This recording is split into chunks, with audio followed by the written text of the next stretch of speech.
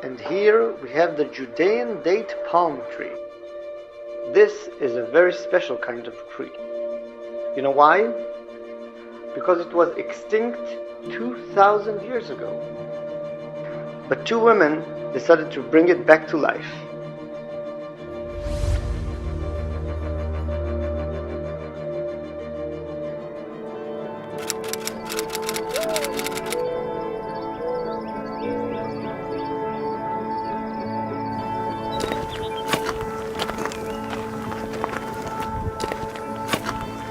This area was very famous for its dates. When the Romans came here 2,000 years ago and conquered this area, there was a huge clash with the local Jewish community.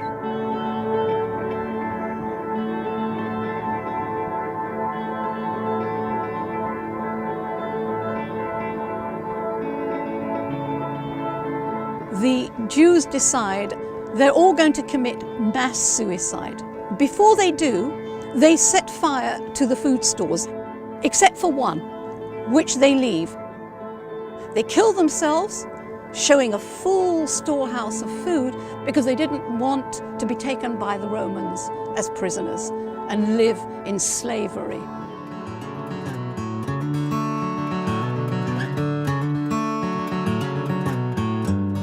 After 2,000 years, Israeli archaeologists excavated Masada. They found right by the ruins of the food storage sites a trove of seeds.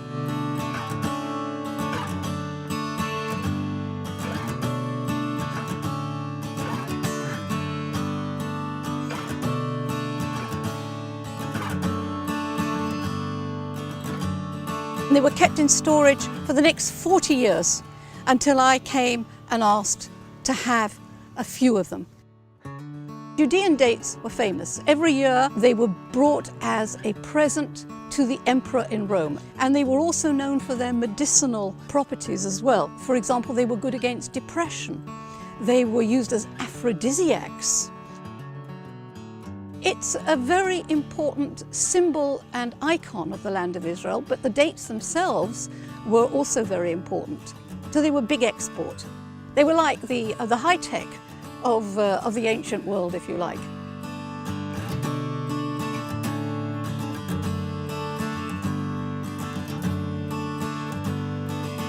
It was very difficult to get the seeds. It took a lot of time and effort and persuasion.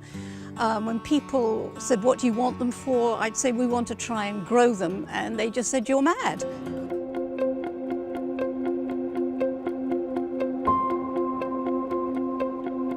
This project started over 15 years ago.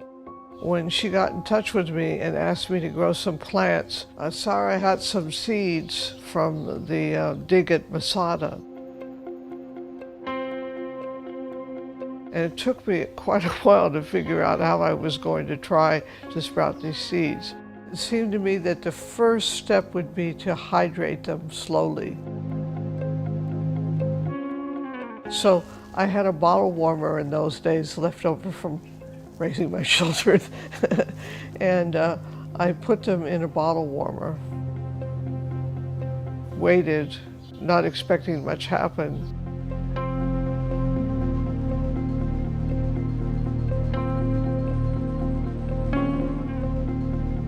A few weeks later, one of them came up quite fast. I did not realize the ramifications of it. For instance, when I told Sarah, I said, "Oh yeah, Sarah, by the way, one of those seeds came up." And she said, "What? One of them came up?" So I said, "Yes. What should I do with it?" She says, "Keep it. You know, this is incredible." And that was the story of it. Starting tomorrow, this simple Amazonian sunrise ritual can change your life. Methuselah.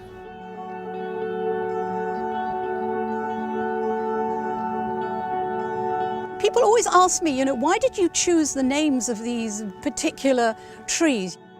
Well, originally I chose Methuselah because I wanted to give it a more personal flavor. I mean, it could be HMXR3 or something, but it's something historic and symbolic. and I think it should have a name.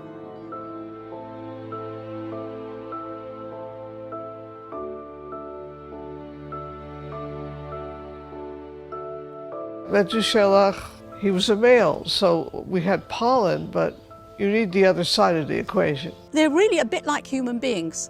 The male pollen pollinates the female flower and they produce baby dates.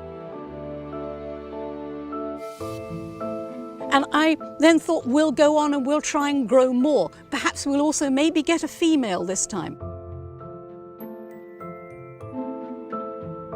We got actually quite a few more, around another 30 dates. And out of those 32 or 33 that Elaine planted, another 6 came up, of which 2 were female, Hannah and Judith.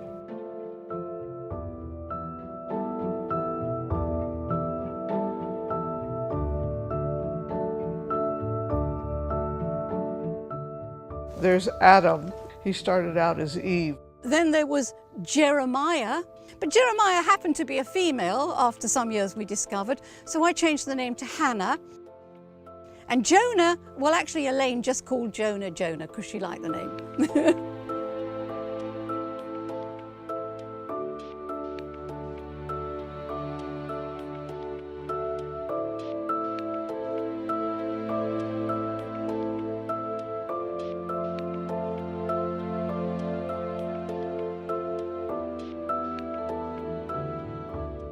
When I heard that Hannah was going to give fruit, of course we were all very excited, and she was pollinated by Methuselah, and we were terribly pleased when the first dates appeared.